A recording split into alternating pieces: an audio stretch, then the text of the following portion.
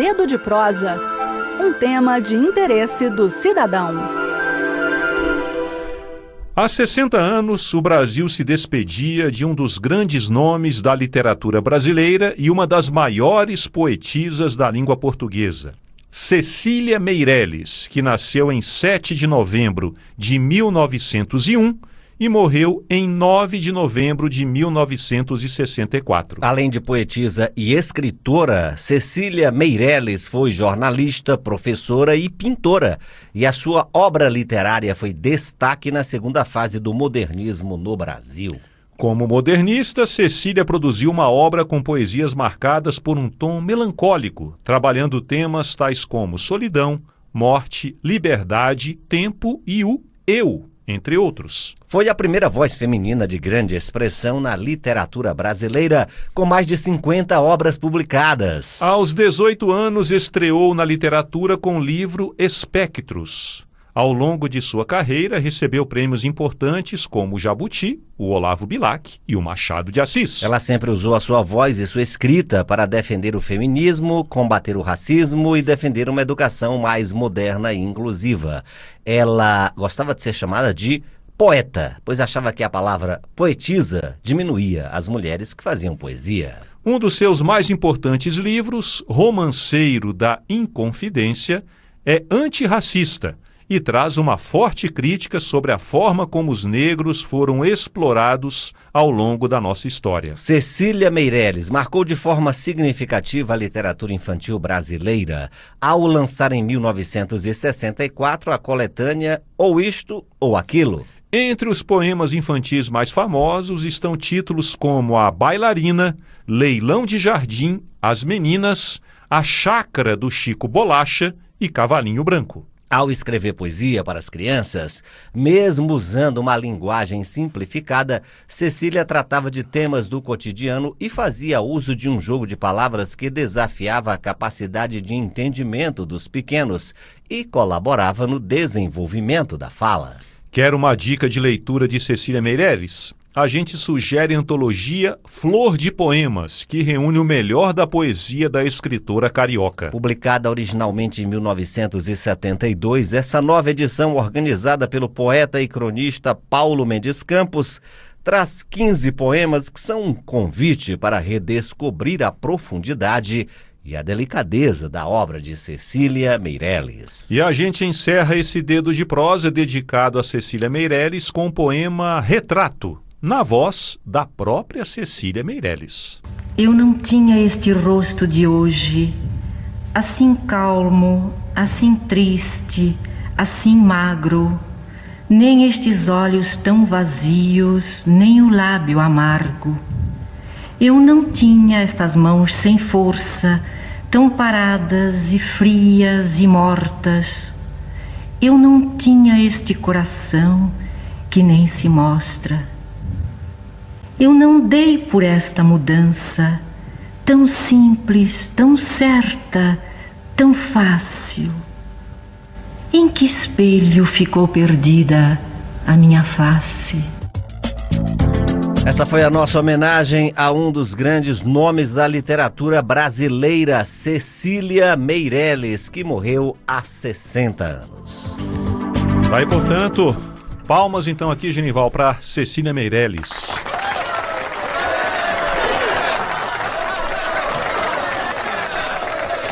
Que espetáculo, né? A obra da grande Cecília Meirelles, que morreu há 60 anos. E um nome que deu uma impulsionada com as redes sociais, né, Adriano? As redes sociais trouxeram de volta a Cecília Meirelles, inclusive até com alguns fakes, muitas coisas que aparecem na internet, as pessoas dizem de Cecília Meirelles. Não é. Não é. Mas aí o pessoal coloca lá o nome Cecília Meirelles, que realmente é uma grife, é uma assinatura de respeito. Mas, se você quer conhecer mais da obra de Cecília Meirelles, procure numa livraria, numa biblioteca próximo de você.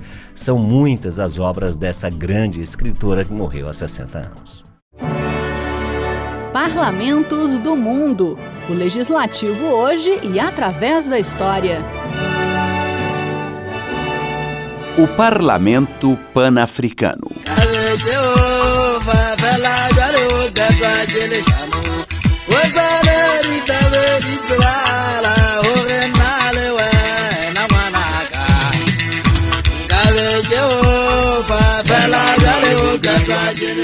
Muita coisa pode ser falada sobre a África, mas vamos começar com alguns números. É o terceiro continente mais extenso do mundo, com cerca de 30 milhões de quilômetros quadrados, cobrindo 20,3% da área total de terra firme do planeta. Sua população é de pouco mais de 1 bilhão e 500 milhões de habitantes.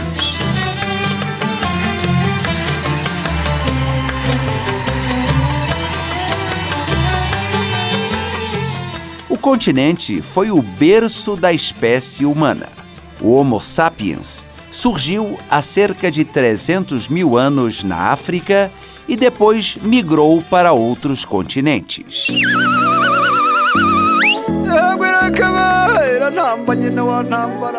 Diversas civilizações floresceram no continente africano. O norte da África abrigou o Egito dos faraós e também Cartago, potência que disputou com Roma o domínio do Mediterrâneo. Depois, toda a região, principalmente a parte costeira, caiu sob o domínio do Império Romano e dos bizantinos.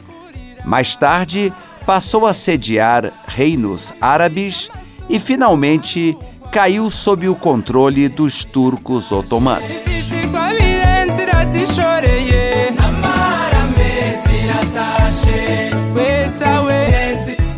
Abaixo do deserto do Saara, vários impérios e reinos floresceram. Podemos mencionar entre eles o de Axum, na Etiópia, que teve seu auge no século XIII, e o Império de Gana, que se desenvolveu do século V ao século XI. Depois vieram os reinos do Mali, de Songhai, o reino de Abomey, do Benin, e a Confederação Zulu, do sul da África.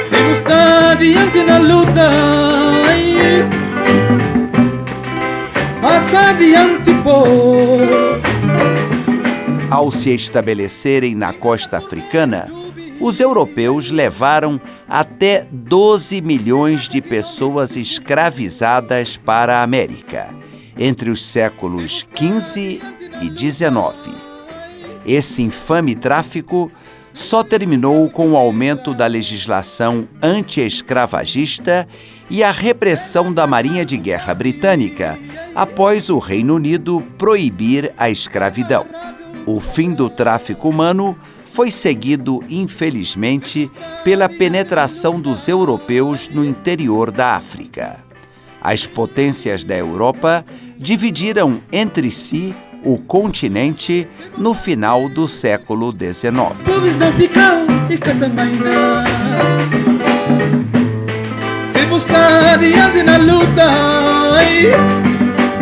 O aumento da luta nacionalista trouxe a independência dessas colônias, principalmente a partir de 1960. As colônias portuguesas, Angola, Moçambique, Guiné-Bissau, Cabo Verde e São Tomé e Príncipe, só se tornaram independentes em 1975, após anos de luta armada.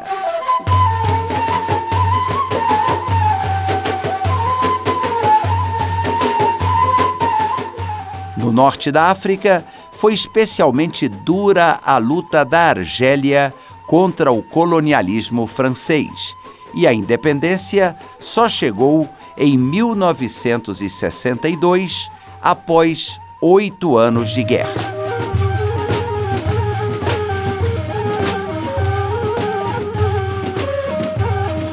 A África, desde então, procura solucionar os problemas e males deixados pelo colonialismo.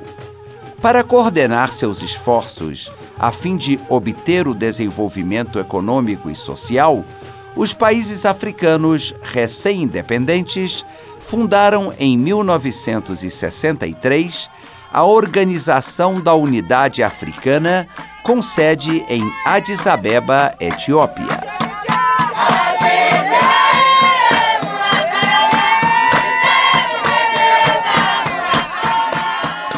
A Organização de Unidade Africana foi substituída pela União Africana, fundada em 2001, também na capital da Etiópia.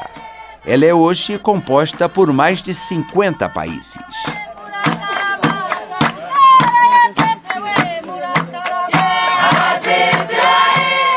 Em 2014, foi decidida a criação do Parlamento Pan-Africano, para garantir a participação dos povos no desenvolvimento econômico e na integração do continente. Trata-se de uma entidade com funções consultivas e de assessoramento dentro da União Africana. Mas isso deverá mudar quando os representantes nesse parlamento deixem de ser indicados pelo Congresso de cada país e passem a ser eleitos diretamente pela população.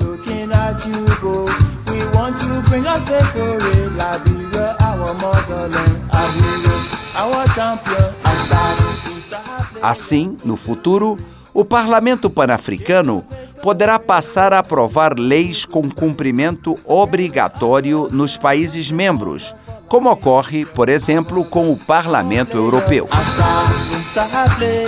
Aliás, representantes do Parlamento Pan-Africano participaram em Brasília do P20, a 10ª reunião de cúpula de presidentes de parlamentos dos países do G20, o grupo que reúne as nações mais poderosas economicamente do mundo.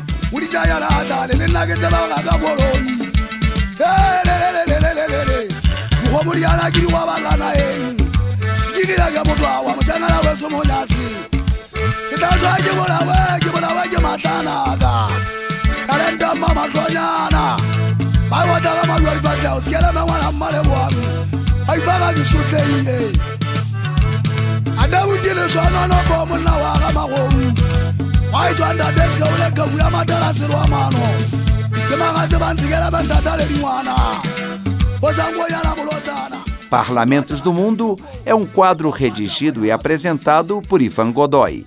Trabalhos técnicos, Eric Bento.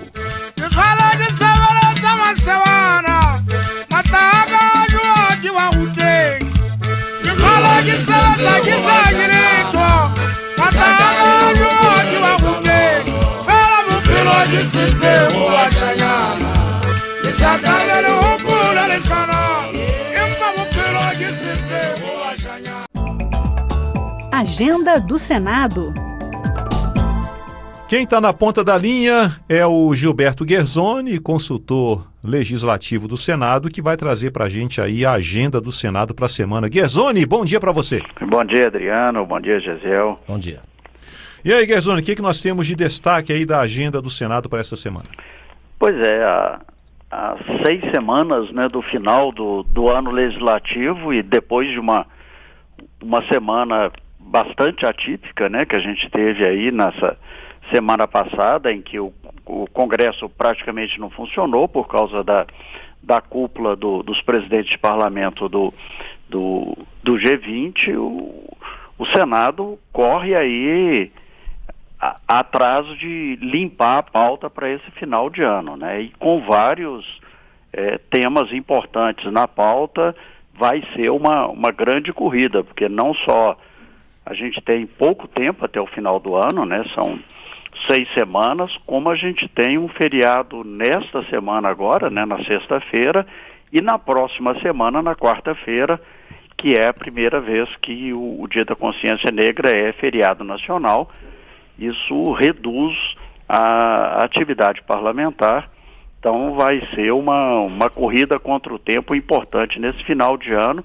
E essa semana, apesar do feriado, já começou assim, né? A gente tem já amanhã reunião de 8 comissões para debater uma série de temas, né? A Comissão de Educação retoma hoje os debates sobre o Plano Nacional de Educação, e a Comissão de Constituição e Justiça corre aí com aquele que provavelmente deve ser o grande tema político desse final de ano, que é a regulamentação da reforma tributária, né? A gente vai ter essa semana programado 4 audiências públicas para debater o projeto, um dos projetos de lei, né, que regulamenta a matéria. O segundo projeto de lei foi aprovado aí na semana atrasada na Câmara dos Deputados, veio para o Senado.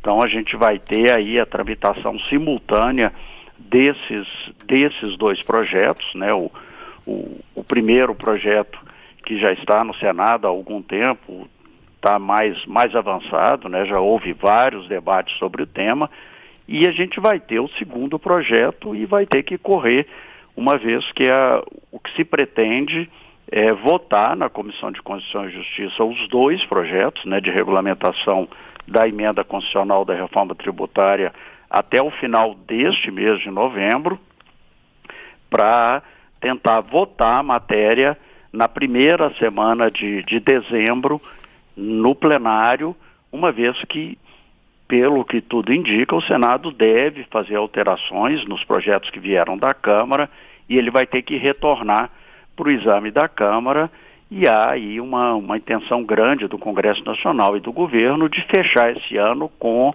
a reforma tributária, que foi o grande tema político do ano passado, regulamentada. Então a gente vai ter uma corrida essa semana com esses debates e essas articulações. Provavelmente não deve haver ainda deliberações, né? Em princípio está marcado para a última semana aí desse mês de novembro, mas esse deve ser um dos grandes temas políticos dessa semana, o que não descarta outras matérias importantes que estão no plenário, né? A gente já tem 2 temas no plenário que também são temas bastante importantes. Um deles, que já está na pauta de amanhã, é a regulamentação dos créditos de carbono. A ideia era votar essa matéria ainda na semana passada, né? Não foi possível. Politicamente, as articulações não chegaram aí ao final, principalmente porque hoje começa a COP29 em Baku, no Azerbaijão, e há um compromisso do governo brasileiro levar esse projeto, né, aprovado para essa cúpula. Então é uma corrida contra o tempo também na votação dessa matéria.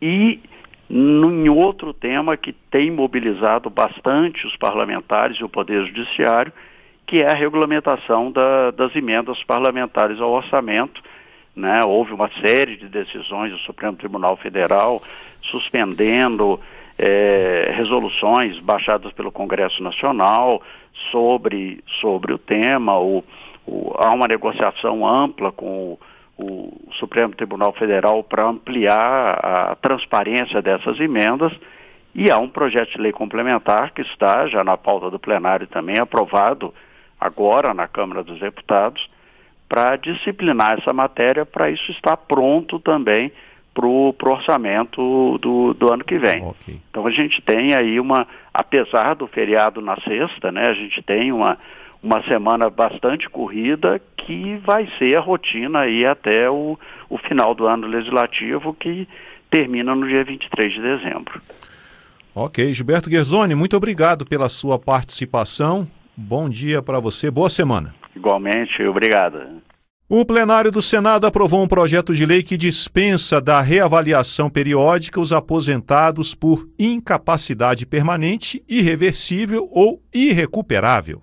De acordo com o texto, segurados do regime geral de previdência social e beneficiários por prestação continuada, afastados por incapacidade permanente ou que tenham doença de Alzheimer, doença de Parkinson ou esclerose lateral amiotrófica, não precisarão passar por reavaliações periódicas dos peritos do INSS. O projeto agora aguarda a sanção do presidente da República para virar lei. Sobre esse projeto, a gente conversa agora com o advogado Rodolfo Hammer, que é mestre em Direito Previdenciário. Rodolfo, bom dia para você. Bom dia, Adriano. Bom dia a todos os nossos ouvintes. Rodolfo, primeiramente, você que atua na área, existe uma explicação técnica? A gente que é leigo fica observando de longe assim e acha estranho, mas existe uma explicação técnica para, até agora, beneficiários do INSS com uma incapacidade permanente, como doença de Alzheimer, que a gente sabe que é progressiva, que não tem cura e tal. Existe uma explicação técnica para que essas pessoas ainda passem por reavaliações periódicas? Então, a própria lei 8.213, lá de 1991, ela trouxe essa previsão que de 2 em 2 anos os benefícios por incapacidade, e aí se encontram todos os tipos de benefícios que você recebe porque você não pode trabalhar, como por exemplo a aposentadoria por invalidez, o auxílio doença. Esses benefícios eles precisam ter essa avaliação bienal. Por quê? Porque aquela determinada doença que a pessoa era acometida, incapacitava ela para o trabalho, ela pode ter evoluído, a cura pode ter sido descoberta, e por esse motivo, para que a pessoa não ficasse recebendo um benefício e tivesse, por exemplo, descoberto a cura para aquela determinada doença, a pessoa era chamada novamente a fazer essa avaliação. Acontece que quase nunca se chamou o próprio sistema do INSS não tem aparato para fazer essas perícias de 2 em 2 anos ou para chamar esses segurados. E aí, ao que me parece, o Senado, a Câmara, o Congresso em si, atento a isso, está fazendo o quê? Olha, já que a gente acaba não chamando e essas doenças em princípio são incuráveis, a gente não precisa chamar mais. Me parece que é nesse sentido. Ok, agora existiam situações, mesmo com todas as deficiências do INSS, falta de peritos médicos que acabam atrasando benefícios, né? Acontecia, ou tem acontecido, essas avaliações periódicas dessas pessoas com essas doenças irreversíveis, irrecuperáveis? Sim, ainda existe, obviamente num grau muito menor do número de benefícios que existem. Então, um exemplo, se nós tivermos 100 benefícios, não são os 100 que vão ser chamados, mas alguns são pinçados ali, selecionados, e essas pessoas obrigatoriamente precisam passar por essa avaliação. Não ir a essa avaliação, faltar a essa perícia, não levar documentos atualizados, acaba que gerando que após a perícia que o benefício daquela pessoa seja cancelado. Então é importantíssimo, se você recebeu uma notificação, se você recebeu um SMS, se você recebeu através do aplicativo do Meu INSS uma solicitação para que compareça à perícia, você precisa ir a essa perícia e levar exames atualizados comprovando que a sua incapacidade ainda permanece. Bem, esse projeto depende agora da sanção do presidente da República para virar lei. Virando lei, qual o impacto que essa medida poderá ter nesse trabalho aí da Previdência de fazer perícias médicas para outros casos, né, para a concessão de novos benefícios, por exemplo? A gente tem percebido um movimento do governo federal, como um todo, de cortar o maior número de benefícios, inclusive para que eles possam fazer aquele ajuste fiscal que tanto se fala. Infelizmente, essa parte social e a parte assistencial e previdenciária é uma das partes que mais sofre quando você fala em corte de gastos. Então, se essa lei for aí aprovada, promulgada, eu entendo que isso é muito bom para o segurado, porque o segurado vai ficar mais tranquilo, ele não vai ficar com tanto medo de ser chamado ou de ter que ir, porque a grande dificuldade que nós encontramos é que, imaginemos que você receba uma notificação hoje para uma perícia na semana que vem. Você precisa levar um laudo novo. O problema é que o Sistema Único de Saúde não vai ter um médico para te dar um laudo naquela semana. Você provavelmente vai ter que agendar uma consulta médica e esse laudo médico desse médico do SUS não vai sair imediatamente. Então é capaz de você ir à perícia sem laudo e seu benefício ser cancelado. Então eu penso que essa lei sim deve ser promulgada, o que vai fazer com que esses segurados que têm uma doença e uma incapacidade que é irreversível, eles não tenham a necessidade de ficar se submetendo a essa perícia bienal. Nós estamos conversando com Rodolfo Hammer, que é mestre em Direito Previdenciário, ele é advogado. O assunto, o projeto que foi aprovado recentemente pelo Senado e agora segue para a sanção presidencial, que dispensa da reavaliação periódica os aposentados por incapacidade permanente, irreversível ou irrecuperável. Você falou aí sobre a dificuldade do INSS, né, em fazer perícias por conta aí do enxugamento da máquina, diante aí do ajuste fiscal do governo. Mas tem muita gente, né, Rodolfo, que está precisando de um benefício previdenciário e está enfrentando dificuldades, fila para marcar talvez a perícia. Quando chega na perícia encontra dificuldades ali outras, como documentação e tal. Para encerrar aqui nossa entrevista, que dicas você que atua na área poderia dar para uma pessoa que está aguardando? A fila não tem jeito, né? Tem que aguardar mesmo. Mas que dicas para que ela não perca mais tempo quando for chamada para uma perícia? O que é importante? Primeira coisa que você deve fazer é sempre manter os seus dados atualizados na plataforma do Meu INSS. Então, todo mundo tem que ter acesso a essa plataforma.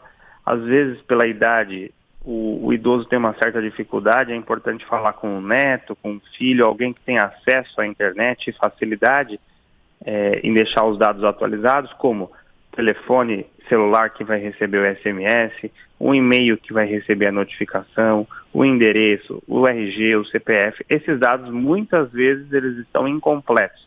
E aí, quando o INSS te chama, o e-mail vai para uma pessoa que não existe, o SMS vai para um telefone celular que não existe mais. Então, primeira coisa, manter esses dados atualizados. A segunda coisa que eu vejo como muito importante, se você tem um benefício por incapacidade, você tem que ter em mente que você pode ser chamado a qualquer momento para fazer a perícia. Então, é importante que você mantenha o tratamento em dia. Muitas vezes, as pessoas que têm uma incapacidade, como a incapacidade ela não tem mais cura, ela sempre vai ficar daquela forma, ela acaba não passando mais em consulta médica, não pedindo mais laudo, não tendo mais relatório. Então é importante que, se ela conseguir, isso a gente sabe que é difícil, que ela mantenha esse vínculo com o Sistema Único de Saúde. Então que ela marque consultas periódicas, mesmo que uma longe da outra, mas que ela sempre, após uma consulta, peça um laudo médico para testar que naquele ano ela estava com uma incapacidade, para que no próximo ano ela tenha uma nova consulta, a medicação que ela usa, guarde essas receitas, guarde essas medicações, esses exames, para que, se você for chamado, você tenha todo um histórico e não fique, por exemplo, 2 anos, 3 anos sem consulta ou sem esse histórico médico, que isso vai te prejudicar na hora de uma avaliação pelo perito do INSS. Tá aí, são boas dicas. Rodolfo Hammer, muito obrigado aqui pelas dicas, pelos esclarecimentos, pela entrevista. Um abraço e boa semana. Eu agradeço, um abraço a você e a todos os nossos ouvintes e excelente semana. 11 minutos. Sua conexão com o mundo dos esportes. Gente, antes de eu sair de férias, Pedro Pincer e Gesiel Carvalho estavam esbanjando otimismo. Pedro Pincer com o Botafogo bem lá na frente no Campeonato Brasileiro. Gesiel Carvalho falando em título da Série B para o Sport Recife. Eu voltei de férias e estou sentindo assim um clima meio pesado aqui na bancada do Conexão, de preocupação. Nuvens aqui na bancada do Conexão. Gesiel Carvalho já fazendo contas para o Sport ficar no G4 da Série B. E o Pedro Pincer fazendo contas também na Série A, porque o Botafogo está a apenas 4 pontos do Palmeiras. E ficar só 4 pontos do Palmeiras não é nunca bom negócio. Mas vamos deixar eles expressarem aqui os seus sentimentos. Pedro Pincer, bom dia para você. Você quem é? Adriano Faria, aquele Sim. que estava 1000 anos de férias? Bom dia, Adriano. Como vai você? Bom dia. Tudo bem? Tudo Bom bem. dia, Gesiel. Bom dia, quem nos Pincer. acompanha. Eu quero saber o seguinte, eu quero que me provem que eu estava esbanjando otimismo no último ano, aqui nesse programa. Quero Eu as que me gravações, provem. né? Exatamente. Queremos Bom dia. imagens. Tudo bem? Tudo bom. Mas daqui a pouquinho a gente fala de Campeonato Brasileiro. Agora o Pedro Pincer, bom, mas a gente tem que falar. O Cuiabá está lá na zona de rebaixamento e o Botafogo jogou em casa contra o Cuiabá e não saiu do 0-0, Pedro Pincer. Isso vai fazer falta lá na frente, Pedro Pincer. Vai fazer falta lá na frente e já é pelo menos a terceira vez num recorte recente que o Botafogo perde pontos com o mando de campo, né? Foi assim com o Grêmio num jogo aqui em Brasília, que foi 0-0, que o Botafogo tinha o mando. Foi assim no jogo contra o Criciúma no Maracanã. Verdade. Fizemos o gol nos últimos segundos e conseguimos tomar o gol do empate ainda mais, né, já nos finalmente. E agora contra o Cuiabá, que é um time que historicamente é difícil do Botafogo bater. Encardido. No Newton Santos. É complicado, assim. Foi um jogo que o Botafogo teve quase 40 finalizações, mas não conseguiu furar o Cuiabá, que entrou para conseguir fazer exatamente o que fez. Uma cera violenta, estava ali jogando contra o melhor time do campeonato, eles estavam de franco atirador, porque eles estão já virtualmente rebaixados e conseguiram o resultado que vieram atrás, né? E para o Botafogo realmente pode fazer muita falta esses 2 pontos aí contra o Cuiabá.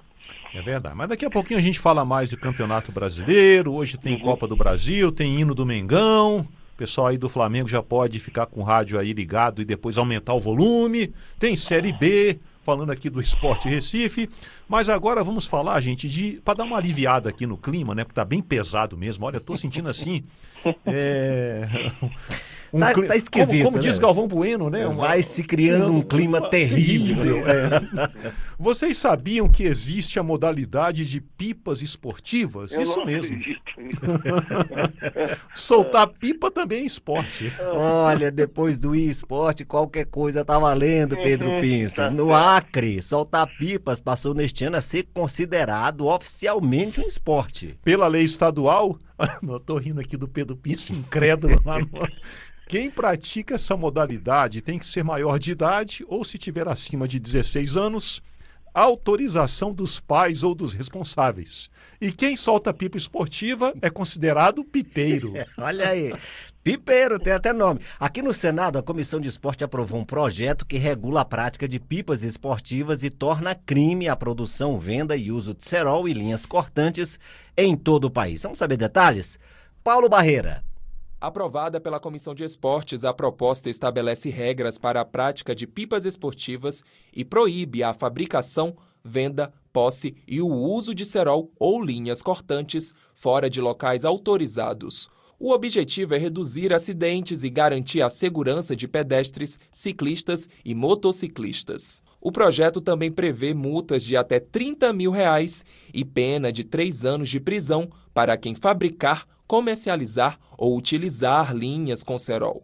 O relator, senador Plínio Valério, do PSDB do Amazonas, destacou que a regulamentação é essencial para garantir a segurança do praticante e da população. A regulamentação da prática da pipa esportiva e a proibição de prática lesiva à saúde, como a utilização do cerol, são medidas de extrema importância para garantir a segurança dos praticantes e da população em geral, para prevenir riscos à vida e à integridade física. Importante destacar que o material cortante pode representar perigo não apenas para os próprios praticantes, mas também para pedestres, ciclistas e motociclistas que podem ser cortados por linha de cerol. O projeto, que segue para a Comissão de Constituição e Justiça, permite que apenas menores a partir de 16 anos, autorizados pelos responsáveis ou maiores de idade, poderão soltar pipa com linha sem cerol nos locais apropriados. Muito obrigado aí ao Paulo Barreira pelas informações. E a pipa também é conhecida como papagaio, quadrado, arraia, pandorga, curica e por aí vai.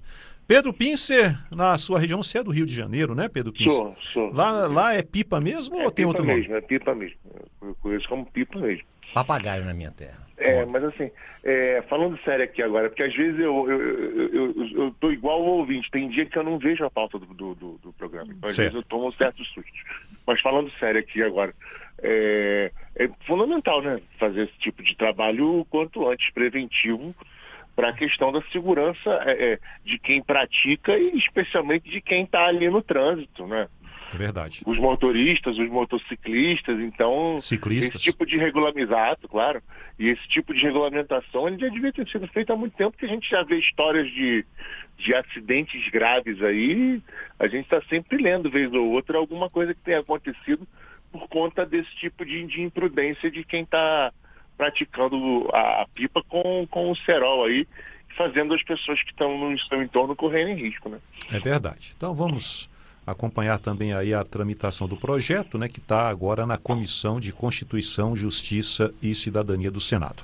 Isso. Bom, agora vamos falar de Série B do Campeonato Brasileiro. Bora. Meu caro Gesiel Carvalho, olha o Gesiel aqui fazendo contas pro Ceará, torcendo pro Ceará não ganhar amanhã do Botafogo de São Paulo, amanhã lá em Ribeirão Preto, interior de São Paulo, porque se o Ceará ganha do Botafogo de São Paulo amanhã, tira o Sport do G4 da Série B, aí faltando duas rodadinhas para terminar o campeonato. Gesiel Carvalho, tá faltando fôlego para o Sport Recife nessa reta final? Como perder um possível acesso Em por 10 vacilo? dias. Vacilo. O Sport estava encaminhadíssimo para um acesso tranquilo, sem precisar de ninguém, sem contar pontos, sem temer resultados alheios, mas o que é que aconteceu? Perdeu a oportunidade de, nos 3 últimos jogos, fazer os pontos necessários para subir sem depender de ninguém. E o que é pior, jogos assim absolutamente irreconhecíveis do esporte. Ontem nós tínhamos tudo para mais uma vez ganhar na ilha, fizemos o resultado logo no primeiro minuto do segundo tempo, mas perdemos gols assim incríveis, gols que o Christian Barleta não costuma perder, perdeu, gols que o Fabrício não costuma perder, também perdeu, bolas que olha, muito, muito complicado. E aí o que é que acontece? Vamos para essas 2 últimas rodadas, dependendo agora do Ceará, torcendo para que o Ceará tenha algum tropeço, porque nós só temos mais 2 jogos e o Ceará ainda tem 3, para que a gente possa continuar. O torcedor do Sport já viu esse filme antes. No ano passado, por causa de um ponto, a gente não subiu porque também vacilou demais. E agora, quando tudo parecia até com a possibilidade de um título, estamos nós, nas 2 últimas rodadas, tendo a obrigação de ganhar os 2 próximos jogos, contra a Ponte Preta e contra o Santos em casa na última partida, e ainda torcer por resultados adversos do Ceará para poder subir. Não era para ser assim, mas é o que temos. Ou seja, Pedro Pince, em resumo, complicou. Complicou e o Sport perdeu muito ponto Besta. dentro de casa também. Acabou perdendo pro Operário, acabou perdendo ponto ontem, quer dizer, e no final das contas vai sofrer como não parecia que ia acontecer há algum tempo atrás. Né? Verdade. Parecia coisa encaminhada, mas agora vai ter que fazer conta aí. Né? Então vamos ver o que acontece com os comandados de Pepa. Como falou o Adriano, o que parecia ser uma briga pelo título virou um acesso sofrido. Vamos Exatamente. ver. Bom, agora em relação à Série A do Campeonato Brasileiro, o Campeonato Brasileiro faz uma parada nessa semana em termos, né, a Série A, porque tem um jogo aí do Flamengo, de novo, né, Flamengo e Atlético Mineiro, agora é jogo atrasado pelo Campeonato Brasileiro, esse jogo parece que vai ser quarta-feira. Né, então vai dar uma parada. Acho que vai ser bom, né, Pedro Pince, ou não, essa parada aí no campeonato por Botafogo acertar aí os nervos e fazer aí o planejamento para a reta final, faltando aí 5 rodadas. Eu acho que pode ser pro Botafogo não é bom não, porque vai ficar remoendo esse empate aí, e o ideal seria jogar logo a próxima partida, que virar a página. Também é contra o Galo. O Botafogo joga contra o Atlético também antes da final da Libertadores, jogando na Arena MRV. Vamos ver que Galo vai ser esse que o Botafogo vai enfrentar, mas ainda falta muito, né? Mas eu não acho que seja uma parada que seja boa para o Botafogo, não. Vamos ver o que acontece aí no retorno, porque esse empate não estava nos nossos planos, mas aí a torcida do Botafogo vai ter que botar em prática. Eu estive no sábado no show do Caetano Veloso com a Maria Bethânia, aliás, maravilhoso, né? E aí a torcida do Botafogo vai ter que botar em prática aquele famoso verso que é a arte de sorrir cada vez que o mundo diz não, né? No sábado o Botafogo disseram não para a torcida do Botafogo e a gente vai ter que aceitar isso aí e conseguir juntar os cacos para esses últimos 6 jogos aí, 5 pelo Brasileiro e a final da Libertadores, fazer com que a gente tenha um final de ano feliz. É isso. Vamos ver aí realmente a parada aí do Campeonato Brasileiro. Isso. A destacar o Fortaleza mais uma vez. Sim, né? Fortaleza fazendo bonito. Pelo aí. Amor de Deus, mais uma vitória portentosa, 3-0 fora o baile contra o Vasco, né? fantástico o resultado e o Fortaleza está ali à espreita. Se o Botafogo ou o Palmeiras continuarem aí meio claudicantes aí em alguns resultados, o Fortaleza está ali e o próximo jogo é contra o Fluminense, né, Adriano? Então abra o olho. E o Flusão aí fazendo cálculo também para não cair, né? Porque tá fora da zona de rebaixamento. Ainda não está definido essa queda não, hein, Adriano? Exatamente. O risco ainda existe. Existe. O Fluminense fez 1 ponto nos últimos 6, né?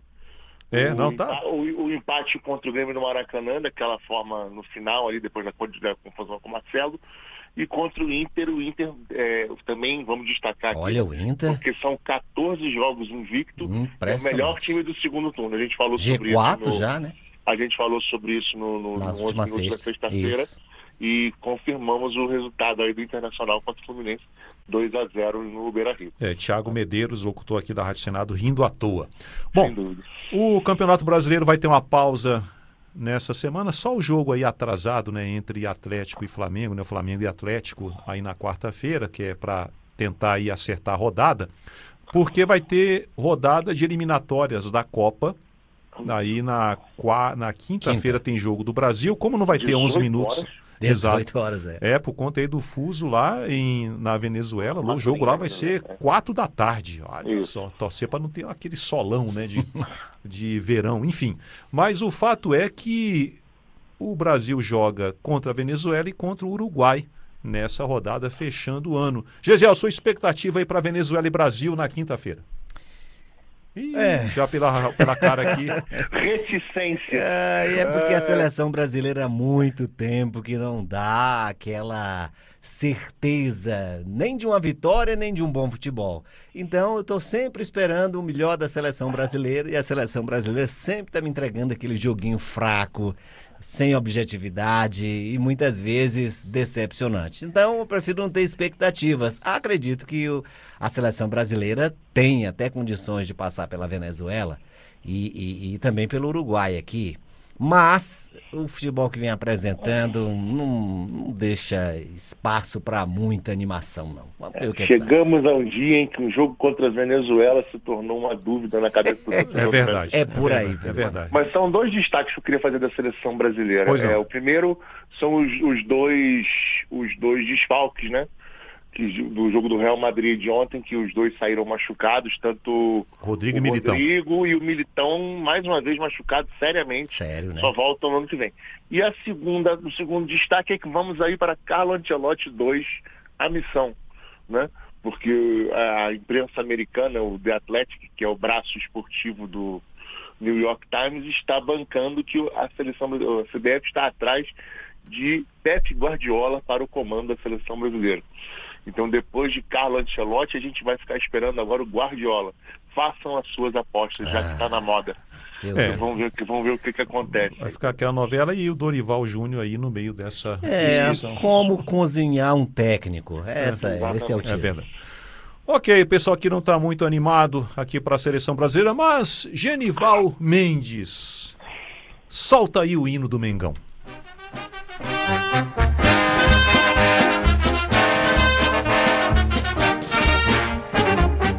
Uma vez Flamengo, sempre Flamengo, Flamengo sempre eu hei de ser. É o meu maior prazer vê-lo brilhar, seja na terra, seja no mar. Tá aí, Flamengo, pela quinta vez campeão da Copa do Brasil, voltou a vencer o Atlético Mineiro, agora lá em Belo Horizonte, na Arena MRV, no segundo jogo da Copa do Brasil. O Flamengo levantando o caneco pela quinta vez. Gesiel Carvalho, Flamengo aí do Felipe Luiz, faturando o título, salvando a temporada. Que coisa, né? Um time que até há pouco tempo atrás sofreu uma crise tremenda por conta exatamente de os técnicos não estarem dando jeito na tática do flamenguista. E chega, assim, um improvável técnico vindo praticamente do campo e dá ao Flamengo mais um título da Copa do Brasil. O Flamengo jogou bem ontem, inclusive uma decepção para mim, o Atlético Mineiro não jogou da forma como vem jogando. Os dois jogos, né, Gisele? Os dois jogos.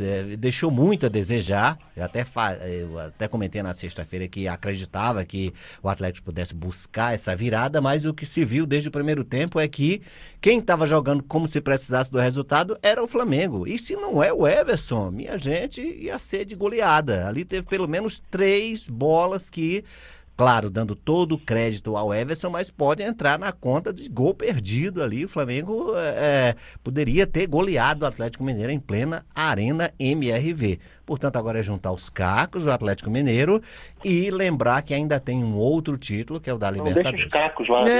Não, né? Melhor não, né? Melhor não. Porque realmente o Atlético Mineiro ontem foi uma sombra do que tem sido esse ano como um grande time. E aí, Pedro Pince, seus comentários sobre a final da Copa do Brasil. Primeiro que a gente falou aqui, né, Gisele, na sexta-feira, e eu lembro de ter dito que dificilmente o Flamengo deixaria de fazer um gol. Então foi exatamente o que aconteceu, acabou trazendo o título e o 5º título para a Gávea, resultado justo, não foi muito tranquilo para o Flamengo. Eu queria dizer que o Felipe Luiz entra, né, para esse hall de ex-jogadores que assumem o Flamengo em situações de urgência e traz o título, né? Como foi o Carpegiani, como foi o Jaime de Almeida, o Andrade. Como foram o Andrade, vários. Aí agora o Felipe Luiz trazendo o título para o Flamengo. E é justíssimo o resultado. O Flamengo do meio para frente, especialmente, é muito bom, né? Então seria uma surpresa muito grande que o Flamengo não levasse nenhum título esse ano a nível nacional.